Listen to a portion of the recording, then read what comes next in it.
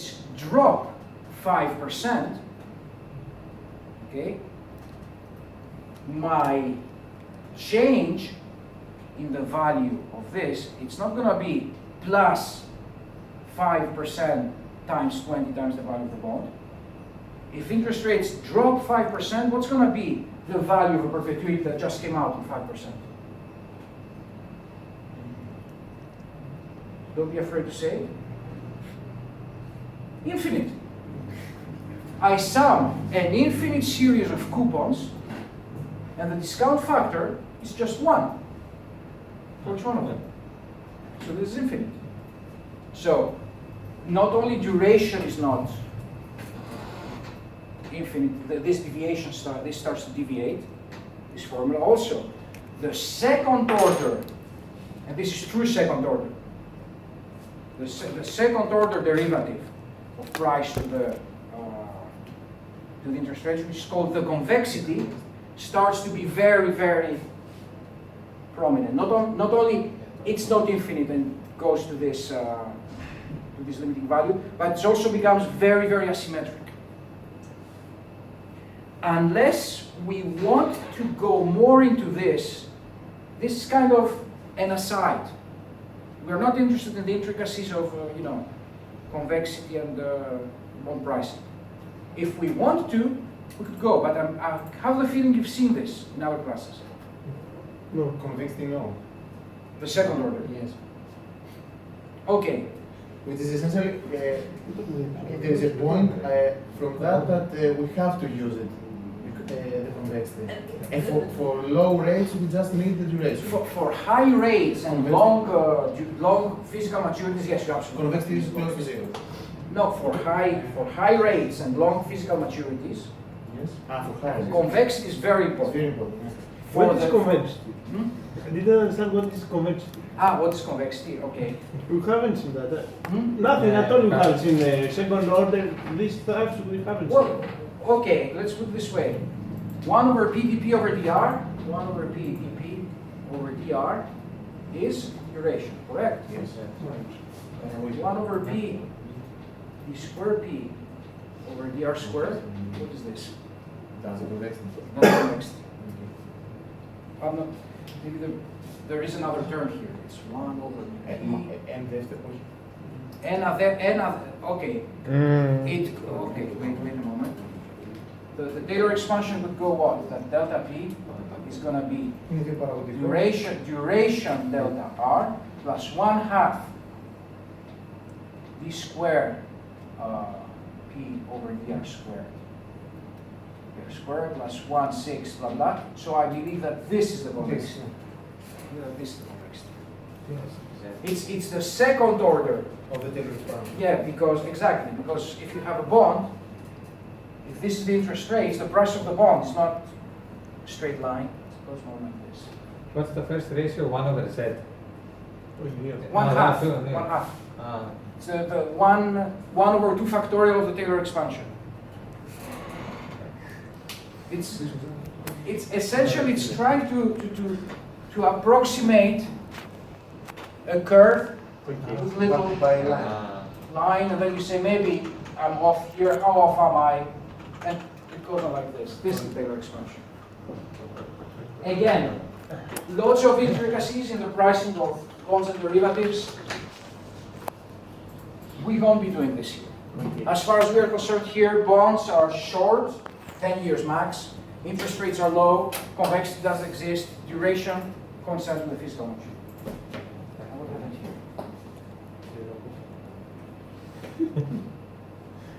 Okay. We say that here. To first order, this is all we need to calculate variance and variance covariance impact on the bond position. Okay. Now let's go back to what we said. Convexity. Convexity, okay, convexity is not a first order component. Yes. Can you explain again with words what is convexity? Because I didn't understand. Okay. The word convexity, what does it mean? I don't know.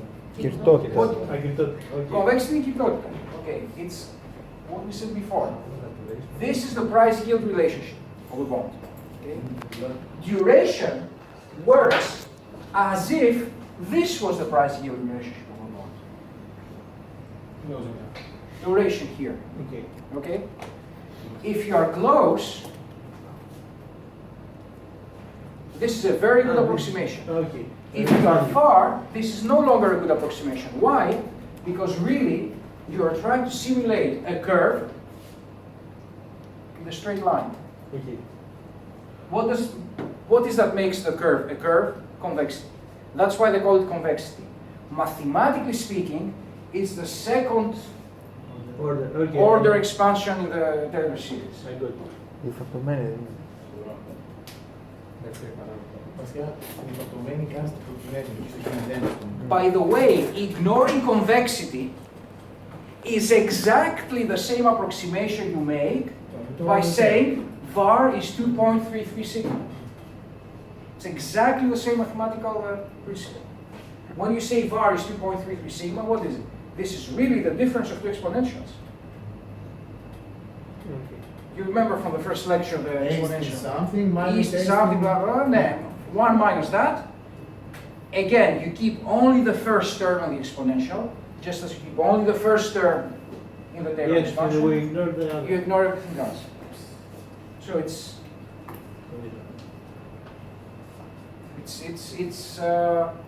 self-consistent. Let's say we don't put too much pressure on one side and ignore another in terms of accuracy. Okay.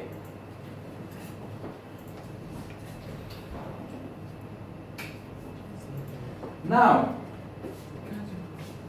we go into the par excellence risk management instrument.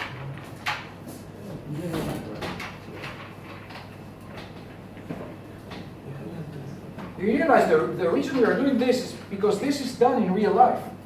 We'll have a real life problem at the end of this lecture to solve.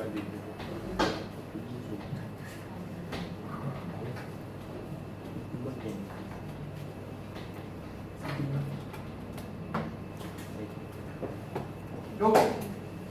Now, bonds generally are primary instruments. I buy a bond as an investment. Very rarely, if ever, actually, very rarely, bonds are used as hedging instruments. One way to use a bond as a hedging instrument is to issue a bond. I issue a bond, I issue a fixed rate bond, okay, so suddenly I have a fixed rate liability. Which means that if interest rates go up, will my net worth increase or decrease? I issue a bond. I issue the bond. Increase, exactly. So this can be used as a natural business hedge against fixed rate assets. But suppose I'm a bank and I have lots of fixed rate mortgages, which American banks generally do, not European. So fixed rate mortgages, my interest rate goes up, my net worth goes down.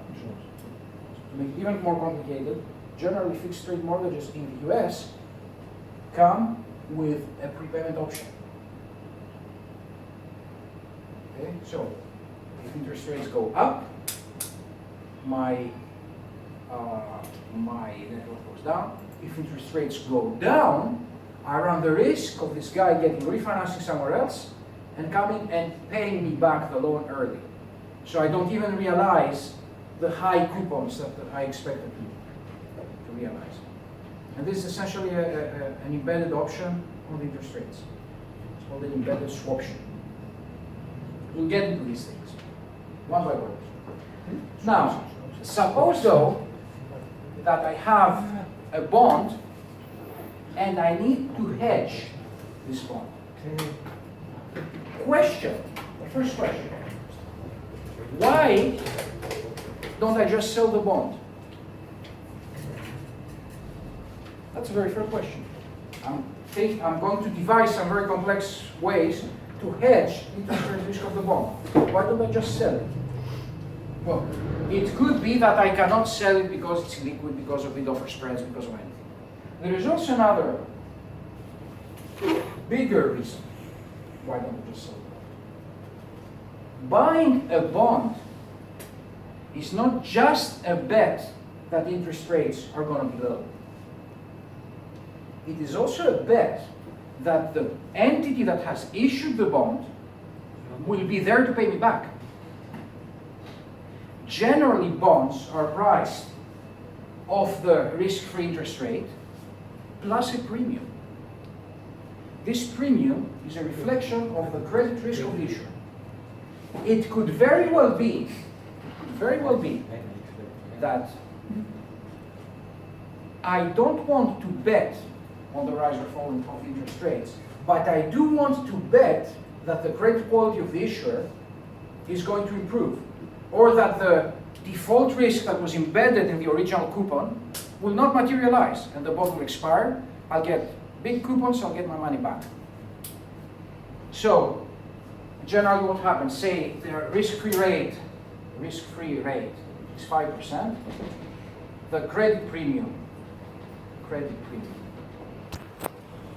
is 2%, so the coupon of the bond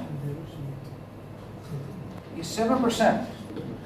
The company, the bond issuer, says that this is a very fair cash flow. I don't mind paying 7%. I don't have any accountant telling me to mark to market this position all the time. So I pay 7%. Now, I buy this bond, okay? I buy this bond. Suppose this is a 10-year bond. I buy this bond. This is the only instrument that exists in the market that has the credit quality of this company. I like this 7%. On the other hand, in the back of my mind, I'm really afraid that this risk-free rate is going to go up. By the way, a lot of real managers right now are in this position. Interest rates are zero. They can only go up, says the conventional wisdom. It has been proven wrong. Swap rates for Swissy and Euro have gone negative. But conventional wisdom says it can only go up, so I'm really afraid it's going to go up. But I still want this extra 2% that the credit quality of this obligor has to offer. Why? Because I think that this is mispriced in the market. I think this guy is really solid and I don't need this premium to a certain extent. What do I do? This is a very real position. I need an instrument, okay, that will allow me to have this bond and get paid this extra 2%, but at the same time, reward me if interest rates in general start going up. Exactly. Enter the interest rate swap. Which means? What is the interest rate swap? We'll talk about it. Who among you have heard of the interest rate swap before in a class context? Swap. So about half? Say. No, 2 for you. Okay. Interest rate swap.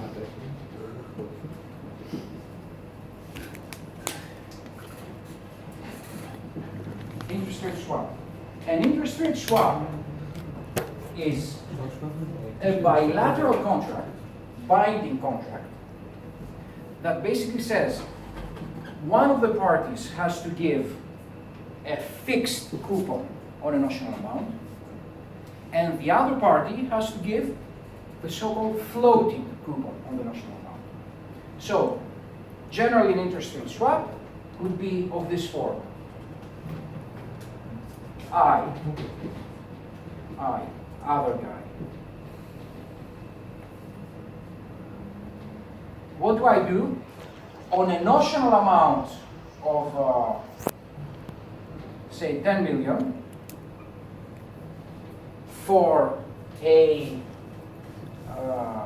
duration of, for a maturity, for a tenor of 10 years, I pay 5%. Okay? Suppose now that the interest rate curve that has no term structure is just a flat curve. It's up or down. So 5% is the level of interest rates. Okay? The other guy, for a notional amount, 10 million, for a duration of 10 years, he pays me 5% per year, every year. And for a reason, which is a very deep reason, well beyond the scope of this class, this is done at the end of the year. Okay? Not at the beginning of the year. The other guy, and for a notional amount of 10 million, for a maturity of 10 years, at the end of every year, is paying me the interbank, the interest rate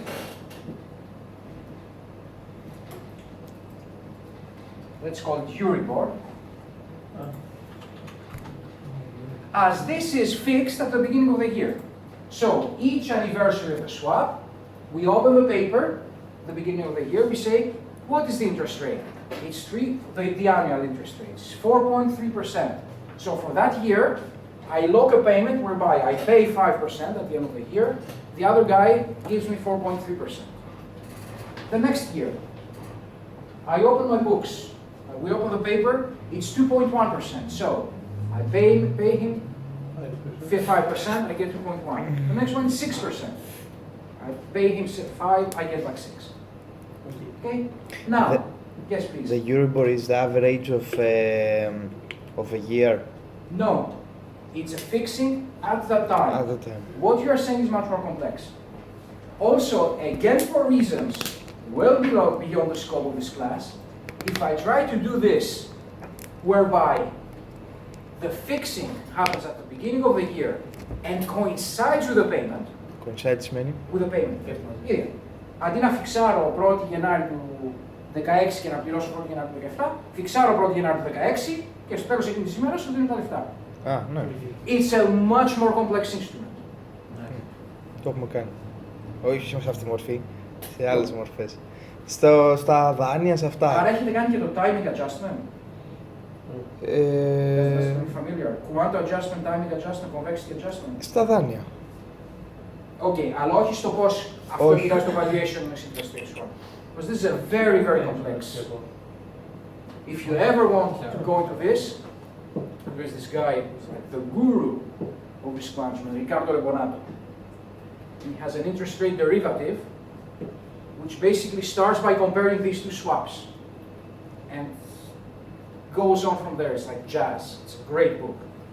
Problem with Rebonato, he was chief risk officer of RBS, while he was world guru of risk management. The stock of RBS went from 70 pounds to 2 pennies, while this guy was risk executive. Which makes you wonder, you know, like the superstar risk guru, what did he do to protect his bank? Nothing. Probably nothing. But anyway, it's a great book. But it's a great book. It really is a great book. Okay, so we have this thing. Now, intuitively speaking, just intuitively speaking, if interest rates go up, will I be making money out of this transaction, or will I be losing money out of this transaction? Depends on the moving of interest rates. I said if they go up. Sorry. Go up. If I am a guy who fixed the rates, I gain. Okay, you say again. You say I lose. I get the floating one. It's I of this other guy. So I swap, I get the floating, and the floating goes up. If it surpasses 5%, I lose. Okay. Why do I lose? Wait. Why did you say I lose? Because I pay. I pay 5. I get the No, floating. I pay the Euribor now. No, I pay 5. I say I pay 5. Mm-hmm. Okay? The other guy gives me the floating. And that's the swap. I don't get in the swap after. No, there was a reason why I had this Okay, one. if it's fixed, okay. Okay. Again, okay? Very crude approximation, okay? This is a 10-year swap, okay? Suppose the rate, the risk-free rate goes from 5% to 6%. Meaning that if I were to close this swap today, I would have to be paying 6% instead of 5, okay? But I closed it yesterday and I had to pay 5 for 10 years. Very crude approximation. How much money have I saved? How much richer am I today? Yes. And 1% per year It's exactly, it's 1% per year for? for 10 years. Exactly. So, interest rates go up by 1%. I'm richer, 10%. I think Money with that anything? Duration. The Duration. Remember the duration? We said, as a very crude approximation, the duration of the bond is close to its physical maturity. As a very crude approximation. So, physical maturity of that bond was 10 years. As a very crude approximation, 1% of increase in interest rates would make me lose 10% of the value. In this interest rate swap, 1% of increase in interest rates will make me gain 10% of the value. Okay. So it looks like this kind of a transaction is a very good match for this guy who wants to get this extra 2%, but is afraid that interest rates are going to go up. Okay? Yes. It's like we said in the first lecture that forwards are leveraged, so the swap can be mapped as issuing a bond. This swap can be mapped as issuing a bond. Exactly. Is this something? And a very nice way to do this is the following. By the way, how many? Okay. And what you said is essentially this thing here. Because an interest rate swap can be broken down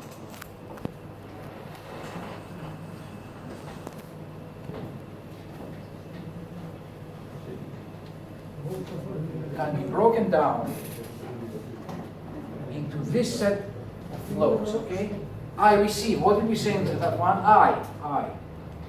I will give, and the other guy. We assume we are bond holders, right?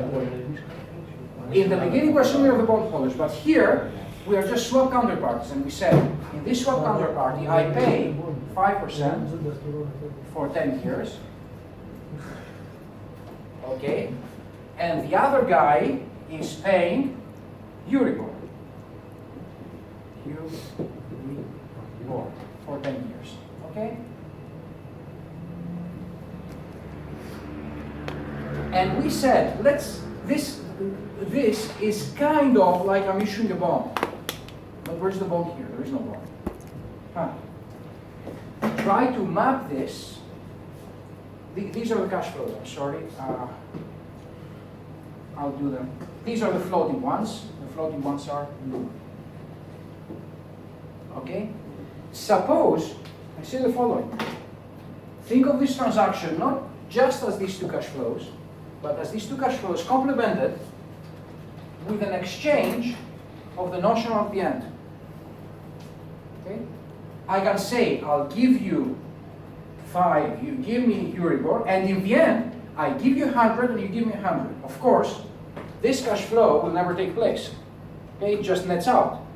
But for a moment, imagine that it took place. What is this? This is a bond. I've issued a bond. What is this? What is this? This also is like a bond. On the other hand, it's not a fixed bond. These are blue. It's a floating bond. This is called an FRN. It's called a floating rate note. freight. floating rate note. The very good thing about an FRN is that it's pretty much close to 100. The value of an FRN, which gives Euribor, Euribor, Euribor, Euribor, Euribor, and notional in the end, it's close to 100. Why? There's a trick called the running present value. It's just a trick, a mathematical trick. Okay? You're saying, okay, I want to value this. Okay? One way is to just go ahead and for an arbitrary interest rate curve, calculate these through the interest rate forward formula, calculate the discount factors, and then sum it up. You'll arrive at something that looks very much like parts integration, if you remember it from calculus, and you'll discover that this has value of 100, just about that. That's the hard way. The easy way is the following. I'm going to say this. Suppose, and that's why it's called running present value. Suppose I'm an observer here, okay? And I look at this last set of payments. Euribor was just fixed. I'm going to be compensated Euribor plus 100 at the end of the year. How much is this worth now, by definition? 100. Because Euribor is, by definition, the interbank rate that has to be paid for money which is borrowed now and returned now. That's Euribor, by definition. So, money that was borrowed now is worth 100 now. So the money that's going to be returned with interest, with what interest? The one that was fixed today, is going to be worth 100, by definition. It's by definition. So, the present value of this set of payments is equivalent to 100 here. Let's go to the next to last.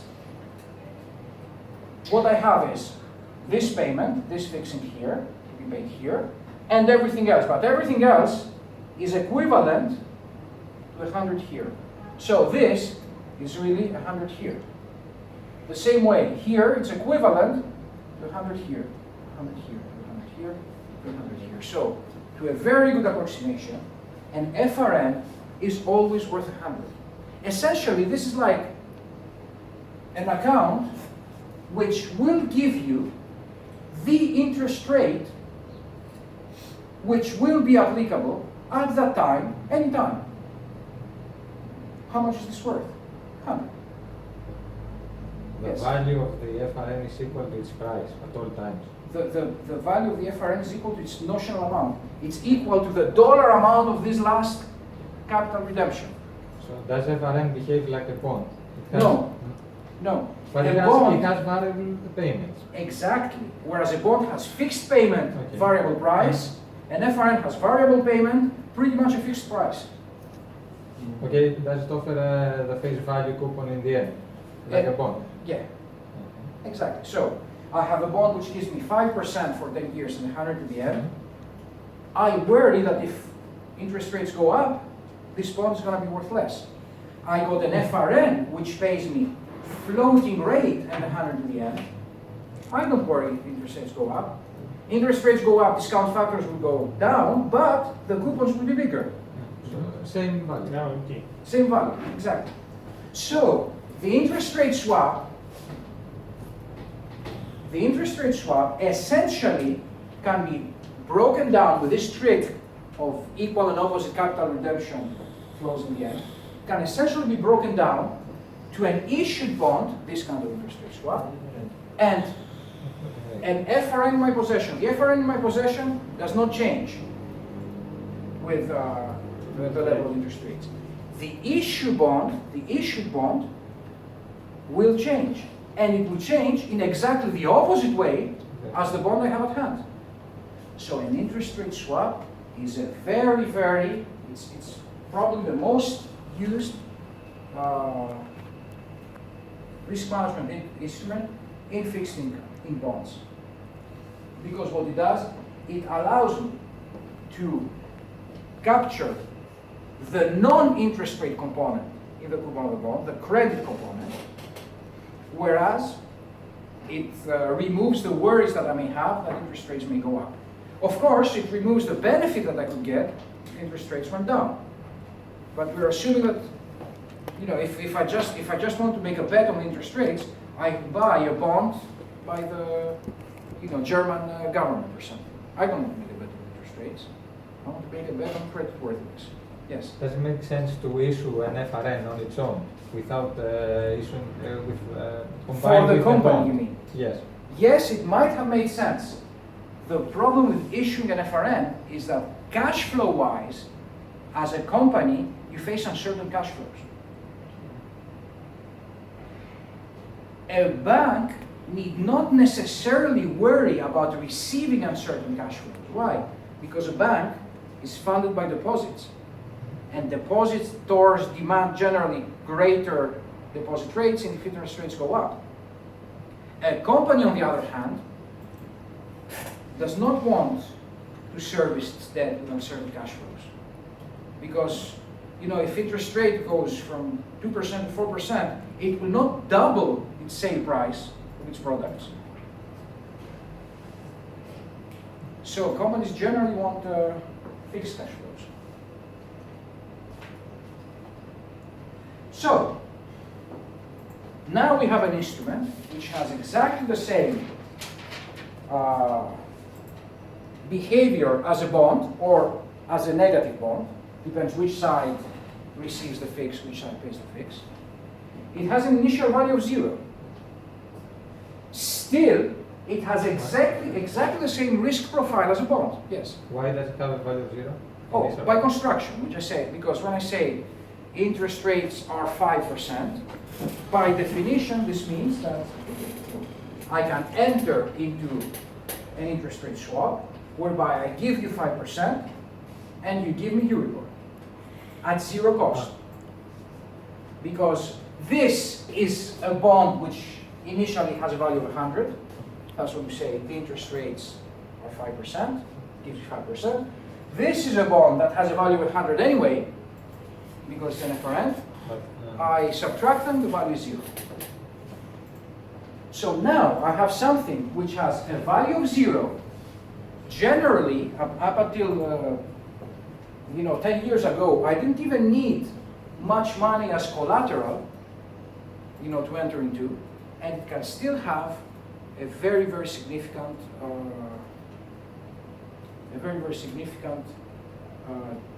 impact in the value of whoever is entering. I think as of 2011, the total value of interest rate swaps in the world was something like 700 trillion, not the total value, total notional amounts. Some staggering number. So not